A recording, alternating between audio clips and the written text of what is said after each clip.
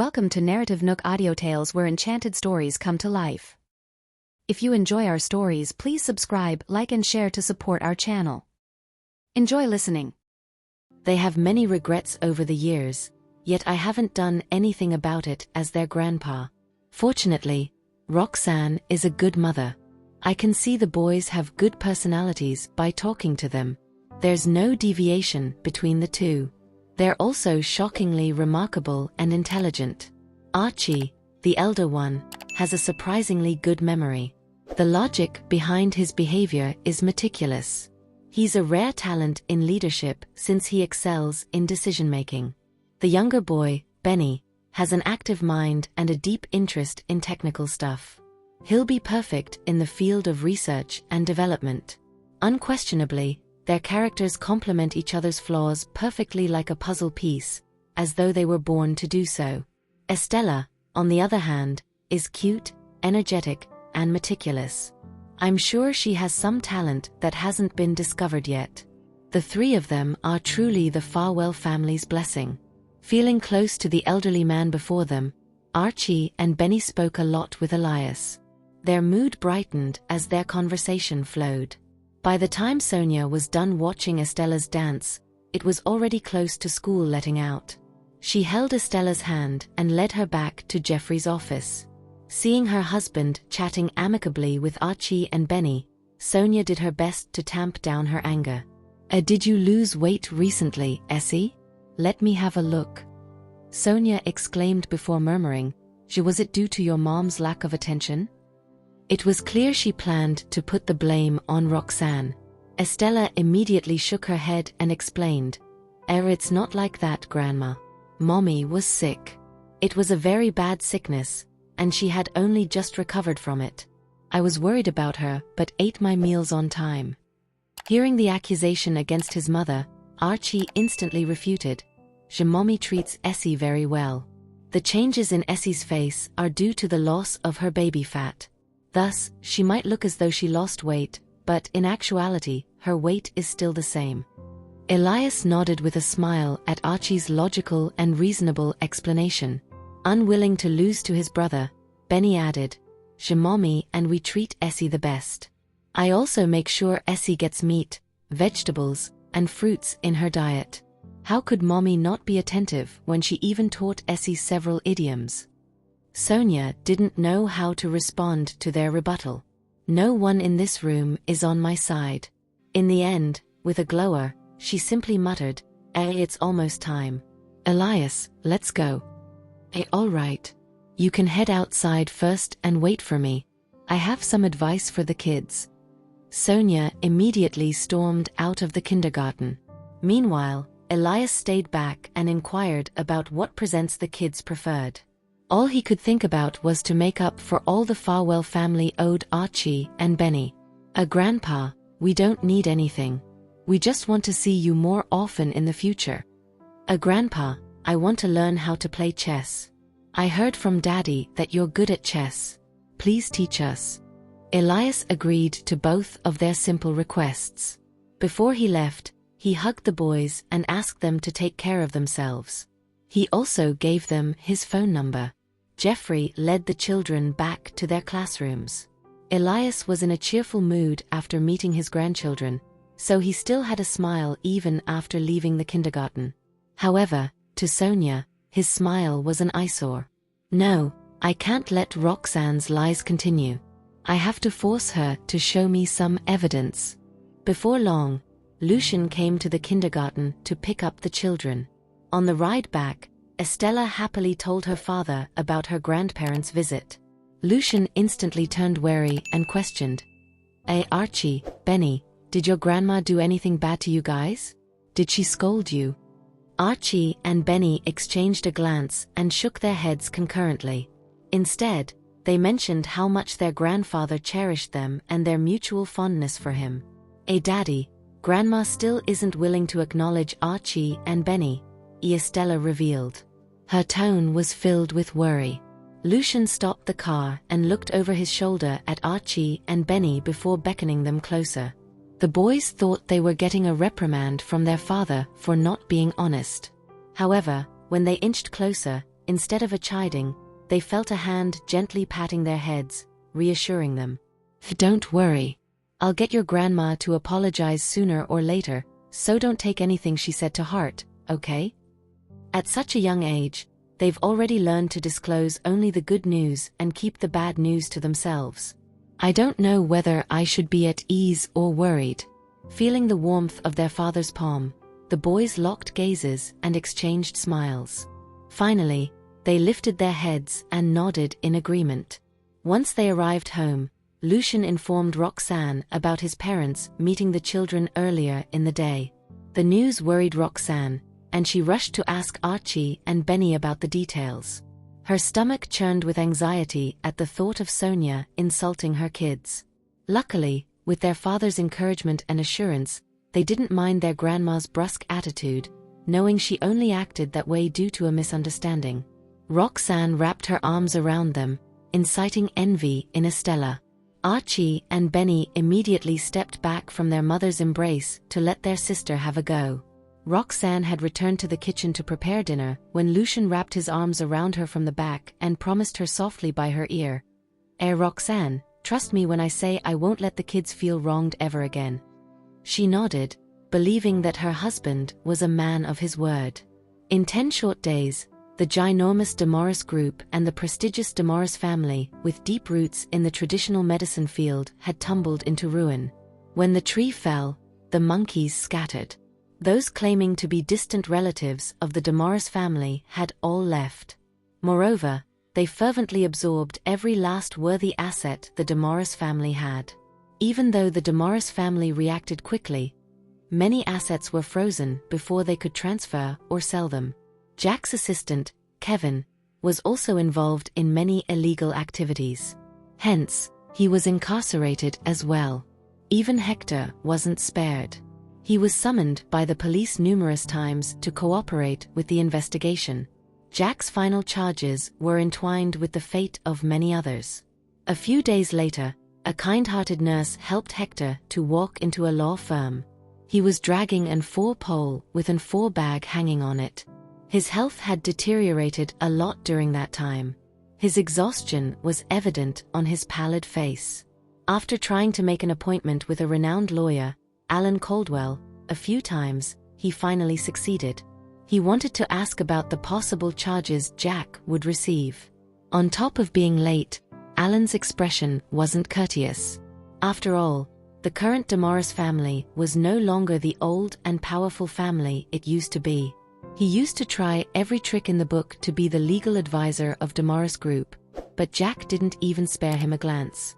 The tables had turned, and it was his turn to be the one looking down his nose upon them. How curiously the world worked. However, Alan managed to calm his anger and soften the hard look on his face when he saw Hector.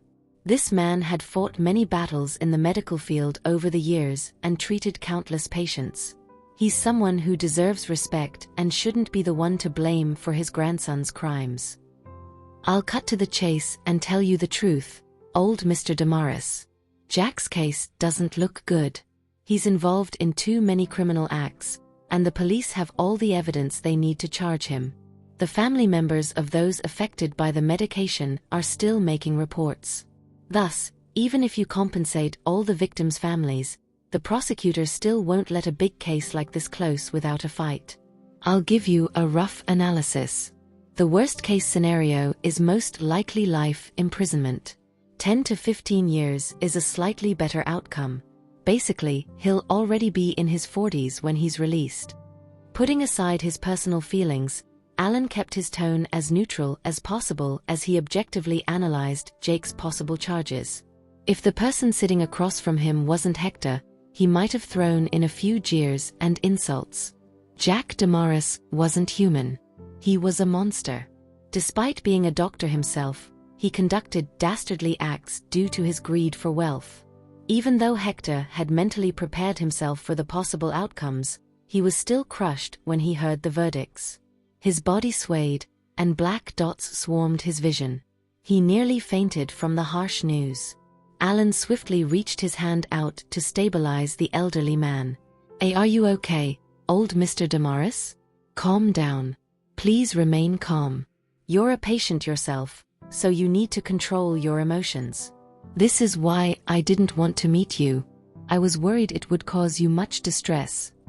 After taking a few deep breaths, Hector finally calmed the despair within him. Despite so, he looked as though he had aged a few years after hearing Alan's analysis. A sickly pallor took over his face. "Dormit.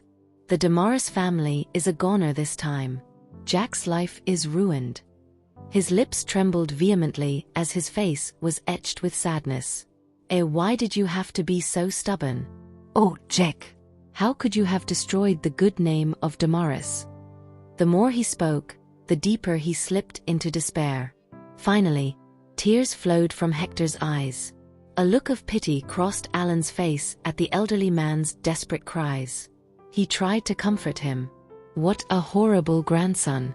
The Damaris family had wealth, power, and fame. I don't understand what else Jack wants. Was it even necessary? Don't be sad, old Mr. Damaris. The Damaris family's foundation is rock solid. You're a renowned, prestigious family in the medical field, so you'll regain your former glory one day.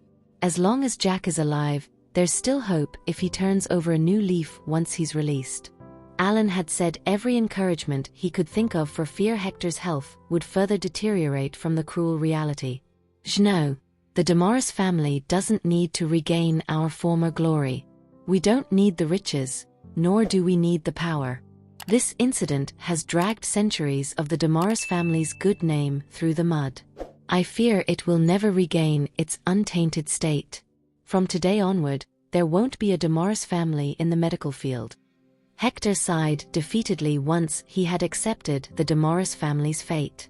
His eyes misted over, filled with desolation. "Thank you, Mr. Caldwell. I'll pay the consultation fee once I settle the hospital bill. I'm deeply ashamed." Hector rose to stand on wobbly legs and nodded at Alan in gratitude. Alan hurriedly waved his hands. There's no need for that, old Mr. Damaris. You should save it for your medical bill. You've saved countless lives in this lifetime. I feel bad seeing you in such a state. You can look for me if you have any financial difficulties, and I'll do what I can. Your grandson is a good-for-nothing, but that doesn't negate your noble accomplishments. In the end, Alan couldn't help but blurt out his personal thoughts. He helped Hector slowly walk out of the law firm. At that moment, a person Hector didn't want to run into was waiting by the front door. Roxanne had waited for quite some time. Hector was taken aback and averted his gaze when he spotted Roxanne. Noticing his demeanor, Roxanne approached him proactively, took over the four-stand from Alan, and observed that the four-drip was almost finished. "You are." Alan was caught off guard by her action. "I'm a friend of the Damaris family. You can leave old Mr. Damaris to me," Roxanne replied as she bobbed her head in assurance. Alan nodded in response as there was nothing he could do for Hector anymore. He loosened his grip and reminded Hector to take good care of himself. With that, he turned and went back to the law firm. Meanwhile, Hector was engulfed with guilt and couldn't bear to face Roxanne. "Miss Jarvis, Jack has wronged you. It almost took your life, and you have suffered greatly from it. He deserves to be punished. I'm sorry that there is nothing much I can do to compensate you." He spoke in a choked voice, the sincerity in his apology clear. Seeing how dispirited and helpless Hector looked, Roxanne couldn't help but feel sympathy for him. She stepped forward and supported him. Then, she shook her head and said, I won't forgive Jack for what he did, but this has nothing to do with you, old Mr. Damaris. I came today because I know you had a relapse. I'm afraid you'll have a staggering hospital bill, so I prepared some medicine for you. I hope you'll accept this, old Mr. Damaris." Surprised by her kindness, Hector was rendered speechless. He lifted his gaze, stunned, as his hands trembled involuntarily. I can't accept it. A member of the Damaris family almost killed you, Miss Jarvis. We have done terrible things to you. Why would you repay enmity with kindness?" Tears began to fill Hector's eyes. Old Mr. Damaris, You have made many contributions to the medical field of our country and saved many lives. You have dedicated your life to medicine and never considered gaining anything in return. Therefore, my actions now have nothing to do with the Damaris family. I am only expressing my gratitude to a senior in my field as a physician. Roxanne expressed herself frankly while carefully supporting Hector as they walked a few steps forward. When she realized the 4 drip was all gone, she quickly removed the needle and dealt with it professionally. Hector fell into a trance at her words and gazed into the distance. Old Mr. Damaris, I'm assuming there's not much money left on you as the police must have frozen your family's assets. That's why I've prepared some money after considering you'll need treatment fees in the future. Please accept it, Roxanne said. As she spoke, she took out a bank card from her bag. Then, she added, the password is simple. It's 123,456. Be sure to remember it. She then stuffed the bank card into Hector's hand. However, he immediately waved his hand and shook his head to refuse. No. I can't accept your money. It's enough for you to give me medicine. I can't bring myself to accept your money. Roxanne let out a soft sigh, knowing Hector wouldn't accept things from her readily. Thus, she said in a persuasive tone, No matter what, you are my senior, old Mr. Damaris. My master used to tell me about the good deeds you did and asked me to help you when in need. I'm not doing charity but following my master's wishes. Please accept this as a token between us medics. Her words touched Hector. Finally, he slowly grabbed the bank card. That made Roxanne smile and feel more relaxed. Still worried, Roxanne gave Hector her phone number. Please take good care of yourself, old Mr. Damaris. Remember to call me if you encounter any problems. I'll make sure to be there for you. Her words left Hector stunned for a moment before he bobbed his head, impressed. Miss Jarvis, you are one of those rare few who have a heart of gold. My grandson is a terrible man and is indeed not good enough for you. Hector's praises put a smile on Roxanne's face. Then, she flagged down a taxi for him. Soon, the car arrived. Roxanne opened the door and carefully supported Hector to get into the vehicle. Something popped into Hector's head out of the blue, causing him to halt in his tracks. What's wrong, old Mr. Damaris? Roxanne was puzzled while Hector turned around and looked at her excitedly. Miss Jarvis, the Damaris family has an ancient medical book named Cerulean Needle Technique. I think it's perfect for you. Have you perhaps heard of it? Roxanne couldn't help but be shocked by his words. Cerulean Needle Technique? Does this acupuncture method really exist? Master had mentioned before that it was a legendary acupuncture method that went extinct. He also said this acupuncture method is incredibly effective in targeting strange poisons. It is a rare medical treasure that uses acupuncture to detoxify the poison. It's such a coincidence that the Damaris family has it. MS Yavis. Hector called out twice before Roxanne returned to her senses. Then, she nodded in response. Yes, I've heard of it. Of course, I have. My master said it is an ancient medicine book that is very hard to acquire. Your master is right. It is, indeed. But it's a waste for this book to be in the Damaris family since it requires the person practicing the acupuncture method to be a female. Females tend to focus on skills and have more subtle control of their strength. This is something males are unable to do. That's the reason I've left the book untouched all these years. Miss Jarvis, if you're interested, I can give it to you. What do you think? Hector sounded calm as if he was only offering her a small gift. Meanwhile, Roxanne was dumbfounded by his words. Are you sure? She did not try to conceal her excitement and longing. It's an ancient medicine book.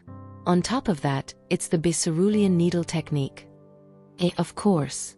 I'm thankful for your help, Ms. Jarvis. Besides, you're a talented physician. I'm sure it'll be appropriate to give it to you. A smile finally crept onto Hector's face when he saw Roxanne's reaction. Okay. I can't thank you enough, old Mr. Damaris. I'm serious. Thank you so much. Hector waved his hand and was ready to leave at the taxi driver's urging. One would never have expected that the two were discussing a priceless ancient book on the street. I'll call you tomorrow. Let's set a place then. I'll give it to you personally. After Hector made his promise, Roxanne was overjoyed and nodded in agreement. Roxanne couldn't calm down even after watching Hector leave. A smile remained on her face for a long time. She called Lucien eagerly to share her joy with him. When Lucien heard the news, he was happy for her. Darling, you really have a way in life. Furthermore, you don't treat others nicely in hopes of getting something in return. You do it purely because you want to. That's why Lady Luck favors you. Congratulations, darling. Roxanne was elated when she heard what Lucien called her. Hey, when did I agree you could call me that? Soon. It was the weekend. The weather was clear, and there were constant breezes. It was the perfect weather for an outing. Lucien and Roxanne brought the kids to the oceanarium early in the morning, as they had promised. They didn't want to break their promise to their kids. Fortunately, they arrived early, so there were fewer people than usual. However, the place was still crowded. After getting the tickets, Lucien brought 2 bags with him, which contained many things, including a change of clothes for the kids, hats, sunglasses, and a lot of food and drinks. He wasn't worried about the food at the oceanarium being pricey. Instead, he and Roxanne didn't want the kids to have the food there since hygiene was not guaranteed. Even though the bags were slightly heavy, Lucien was more than willing to carry them. Put on some sunscreen, darling. The sun will hurt your skin. As soon as they entered the oceanarium, Lucien started to look after her well-being. Roxanne glanced at him with a smile, noticing his temperament had changed drastically lately. He was not as cold and aloof as he was before. The kids were excited and were discussing which animal to visit first. Archie had already made a plan in advance and insisted on going left. We have to think differently from the crowd to avoid congestion. So, we should start with the Sea Lion Park and not visit the Dolphin Park first since it's the most popular. We should leave the Dolphin Park for last and watch the dolphin show. This is the best plan. Nodding, Benny made a completely different opinion. Archie, it's because many people have the same way of thinking as we do, so the route on the left is now more congested than the route on the right. Look, it's better to go to the right. At worst, we can turn around and come back to watch the dolphin show. Guys, I want to see the penguins first. Let's see the penguins first. Estella was set on visiting the penguins first without caring about the sequence and logic. In the end, the kids turned to look at Lucien and Roxanne and asked for their opinion. Let's vote, and we'll choose the route with the most votes. We'll start with Essie's suggestion. Raise your hand to vote. Lucien implemented a fair method. All right, we'll start now. Please show your hand if you want to visit the Penguin Park first. As soon as she finished her sentence, Roxanne raised her hand. The next second, Estella raised her hand too. Not to be outdone, Lucien quickly raised his hand, afraid that his daughter would be mad at him. On the heels of that, Archie raised his hand. Benny, too, followed suit. That left the whole family chuckling. Excited, Estella hopped twice cheerfully. Okay. Let's head to the Penguin Park. Lucien waved his hand and led them forward. Archie and Benny exchanged looks and started whispering between themselves. It's all your fault, Benny. Why did you tell Essie she needed to adopt a penguin before she could make a social media account? That's why she wants to see the penguins first. Archie shot Benny a furious glance. I was only joking. How would I know she'd take it seriously? Benny smiled sheepishly. Roxanne furrowed her brows when she heard them and asked, Did you two play a trick on Essie again? The two immediately shook their heads. No, of course not, Mommy. It's just that your laptop has a virus now because of Essie. It's because of Archie. He made Essie program a new virus and said they needed a place to test it. Mommy, your laptop was chosen in the end. I'm reporting him," Benny announced. Roxanne froze for a moment. Just as she was about to explode, Archie and Benny ran away hurriedly. Along the way, they saw many animals, including penguins, sea lions, polar bears that were busy eating, majestic whale sharks, and some colorful jellyfish. The family walked around for several hours, and finally, they were exhausted. However, they took many photos. This was the first time Lucian and Roxanne took a family photo with the kids in 6 years.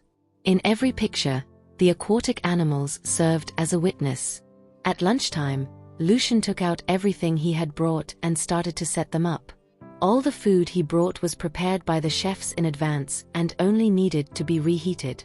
Hence, Lucian used a self-heating pot to heat the meal.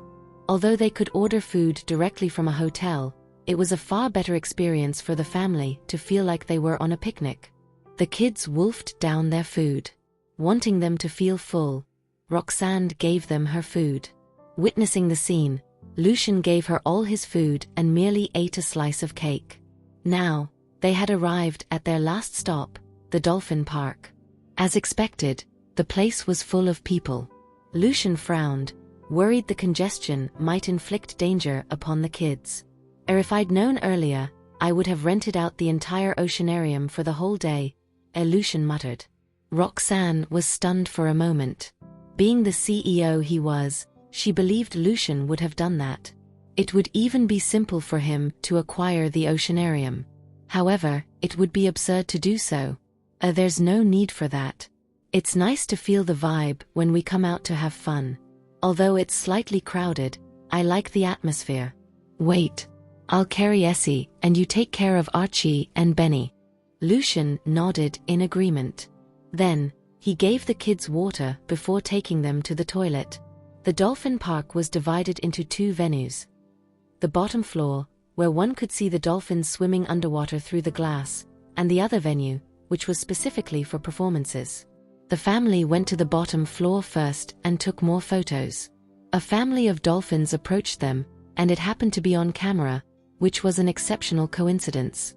Lucian praised the photo while Roxanne looked at it with a relaxed smile, feeling satisfied. Finally, they went to the performance venue. Archie and Benny fiddled with their phones on the way into the venue and finally registered a social media account for Estella. Archie and Benny, do I have to give money to the penguin to put money into my account? Estella asked naively. Embarrassed to fool Estella any longer, Archie and Benny told her they would reload her account for her. As expected, it was crowded inside the performance arena, and the seats were almost all taken up. Lucian scanned through the area and found some seats near the front. Then, he walked toward the seats while holding Archie's and Benny's hands. With Estella in her arms, Roxanne followed closely behind Lucian. Along the way, the attractive couple and their equally beautiful children drew the crowd's attention and aroused discussion among the surrounding people. Look, that's the family with the superior looks I mentioned. Gosh, that man must be a CEO. Look at the aura he gives off. That lady is a beauty, and their children are lovely too. Look at how handsome the boys are and how cute the girl is. What a good-looking family. That man must be the CEO of Farwell Group, Lucian Farwell. As for the lady next to him, she must be Roxanne Jarvis, the divine physician. Is their family enjoying a day out? Oh, I really want an autograph from them. I know. It must be them. I heard some gossip that they were divorced, and both had children. What's happening now? Could it be that those 3 children all belong to them? The children were filled with enthusiasm as the dolphin show began, even though they had seen it before. The keeper and the dolphins had a wonderful relationship, a bond that was evident in their interactions and performances. When they performed, the audience hooped and cheered.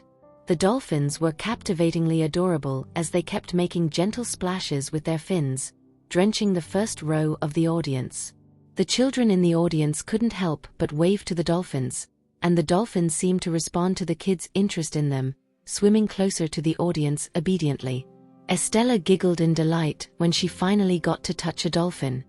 Daddy, Mommy, its head is really soft." The little dolphin made a joyful, high-pitched sound that seemed to be a greeting of sorts for Estella.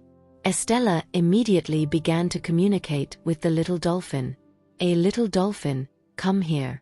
They are my brothers. You should get to know them, too." Archie and Benny rose to their feet and made their way toward Estella. As they approached, they hesitantly reached out their hands to make contact with the small creature.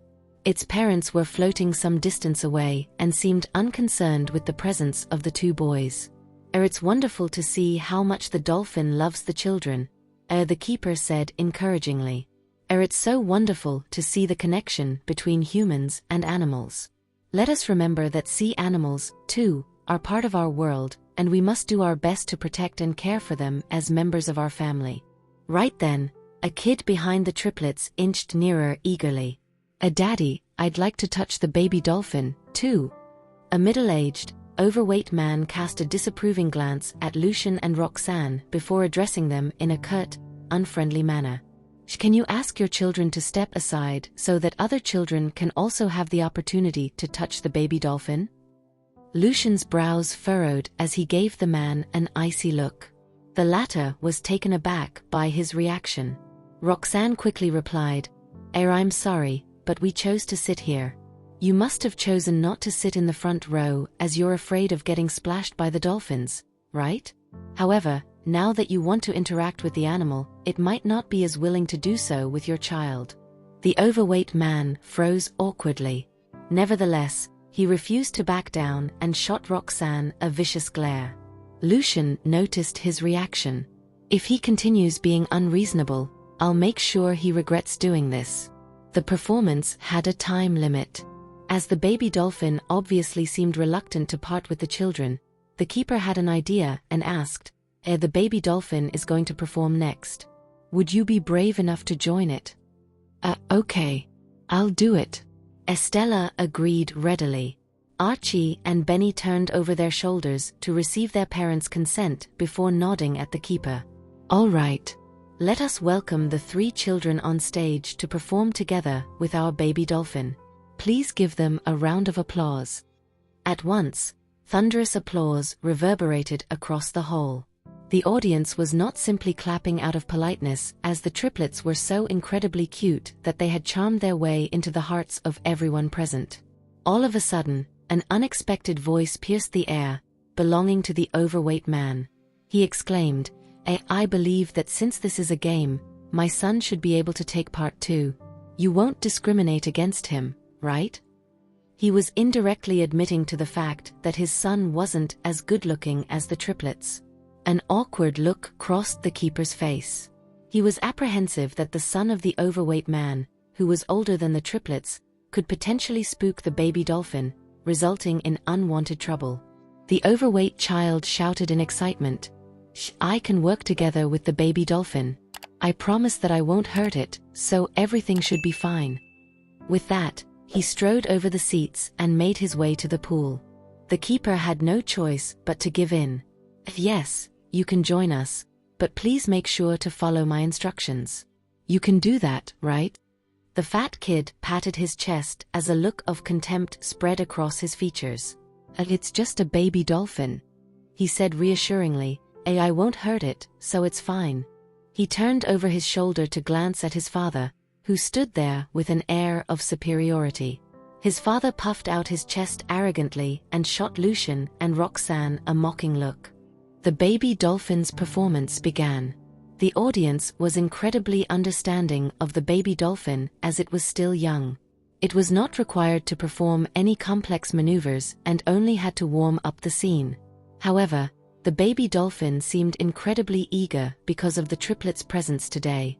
The triplets and the plump boy stood in a row, waiting for the baby dolphin's first performance. Kids, be prepared. The baby dolphin will glide past you quickly," the keeper told them. He then made a hand signal, and the baby dolphin immediately responded by swimming away from the children. It had to swim further in order to gain greater speed and power to be able to slide its body on the shore. All the best, baby dolphin," Estella said with a beaming smile as she waved her hands enthusiastically, wishing the baby dolphin good luck. Archie and Benny had positioned themselves on either side of Estella, with Archie standing at the front and Benny at the back. Archie was the first in line, followed by Estella and then Benny. Benny turned around to take a look at the self-satisfied, overweight boy standing behind them. "Hey, what are you looking at, stupid boy?" the plump boy sneered. The keeper gave a hand signal and the baby dolphin reacted with a loud, joyous shout. With a determined vigor, it began swimming energetically across the pool. Swoosh, swoosh, swoosh. A few seconds later, the baby dolphin burst out of the water, heading to the kids. After gracefully maneuvering past Archie's right side, the animal swiftly changed direction, and with equal agility, veered past Estella's left. Its agile movements continued as it gracefully turned once more, effortlessly gliding past Benny's right side. Its speed was surprisingly fast. The audience was pleasantly surprised when it exceeded their expectations. The crowd couldn't help but be impressed and soon broke into wild applause. Finally, the baby dolphin adjusted its body to glide past the overweight boy's left. However, the boy's gaze turned cold as he suddenly shifted, ready to face the baby dolphin head-on. Everyone blanched in horror at the sight, as it meant that the baby dolphin would directly hit the plump boy. If it was another child, everyone would worry that the kid would get hurt. Nevertheless, the plump boy seemed to weigh about 80 pounds, which was a typical weight for an adult. The baby dolphin weighed around 30 to 40 pounds, so it would definitely get hurt in the collision. Suddenly, Archie spun on his heels and pounced onto the overweight child at lightning speed. Shocked, Estella shut her eyes, not daring to watch the scene. The baby dolphin's parents suddenly grew restless and swam across the pool rapidly, intending to save their child. Archie. Roxanne's body trembled in fear when she realized what Archie intended to do. Lucian reacted quickly and decisively by leaping across the railing. In a split second, Archie's body collided with the boy. The baby dolphin glided past, narrowly missing them. Fortunately, it didn't collide with the humans. The plump boy stumbled and crashed to the ground. At the same time, the baby dolphin's parents arrived by the side of the pool and leaped into the air, aiming for the overweight boy. Lucian acted swiftly, snatching Archie up in his arms before the latter had the chance to fall to the ground.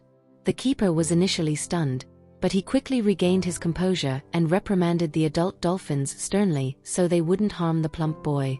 Everything happened in a split second, and the audience was shocked senseless. Roxanne heaved a sigh of relief when she realized Archie was safe and sound. She was so nervous earlier that she had forgotten to breathe. "Archie!" Estella quickly ran over to Lucian. Lucian flung his arms around her as he was afraid the baby dolphin's parents would violently attack anyone in sight. Benny was quick enough to stand behind Estella to protect her. He stayed close to Lucian and asked, "Hey Archie, are you all right?" Archie nodded to indicate that he was fine. However, his gaze remained fixed on that overweight kid. The keeper's reprimand proved effective, for the baby dolphin's parents stopped trying to attack them. Otherwise, the overweight child could potentially be at risk, for the force of impact from the collision could be enough to cause his bones to fracture. The overweight kid was planning on yelling at Archie, but the two adult dolphins caused his entire body to become rigid with fear. "Hey, Daddy! Daddy!" He screamed in terror. The keeper moved quickly and with great empathy to soothe the agitated adult dolphins, preventing them from taking out their fury on the plump kid.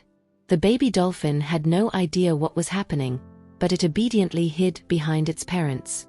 The overweight man was taken aback when he suddenly realized that his son had almost been involved in an accident.